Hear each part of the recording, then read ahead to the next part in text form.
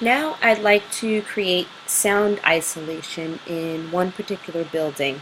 So this building here that we see, this first gray building, it's connected to this fence and terrain area. So I'm going to right click here. Let's see if it works. Here we go.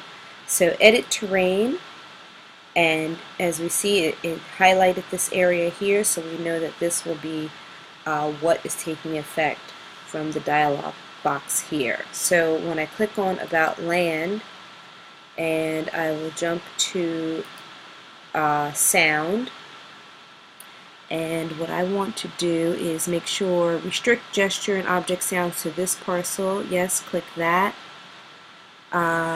And also restrict voice to this parcel, so I'll click that as well. And then go to General and set this.